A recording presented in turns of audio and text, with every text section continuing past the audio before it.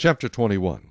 If anyone is found slain lying in the field in the land which the Lord your God is giving you to possess, and it is not known who killed him, then your elders and your judges shall go out and measure the distance from the slain man to the surrounding cities. And it shall be that the elders of the city nearest to the slain man will take a heifer which has not been worked, and which has not pulled with a yoke.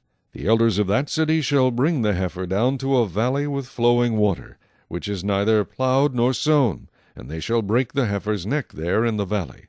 Then the priests, the sons of Levi, shall come near, for the Lord your God has chosen them to minister to him, and to bless in the name of the Lord. By their word every controversy and every assault shall be settled.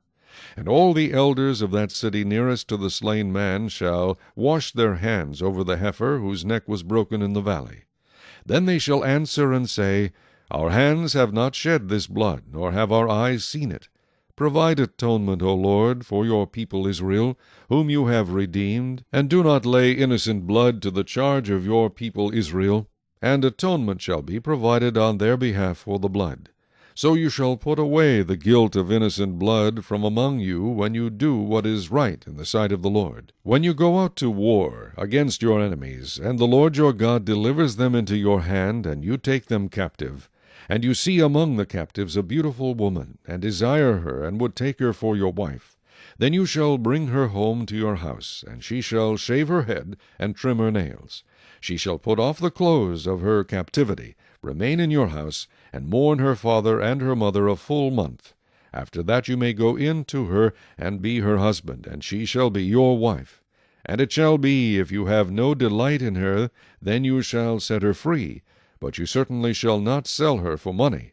You shall not treat her brutally, because you have humbled her. If a man has two wives, one loved and the other unloved, and they have borne him children, both the loved and the unloved, and if the firstborn son is of her who is unloved, then it shall be, on the day he bequeaths his possessions to his sons, that he must not bestow firstborn status on the son of the loved wife in preference to the son of the unloved, the true firstborn. But he shall acknowledge the son of the unloved wife as the firstborn by giving him a double portion of all that he has, for he is the beginning of his strength. The right of the firstborn is his.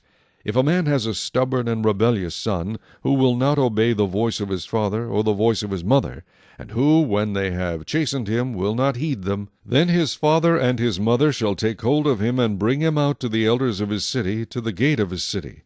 And they shall say to the elders of his city, This son of ours is stubborn and rebellious. He will not obey our voice. He is a glutton and a drunkard.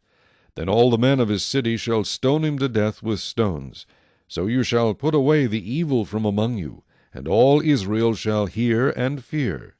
If a man has committed a sin deserving of death, and he is put to death, and you hang him on a tree, his body shall not remain overnight on the tree, but you shall surely bury him that day, so that you do not defile the land which the Lord your God is giving you as an inheritance, for he who is hanged is accursed of God.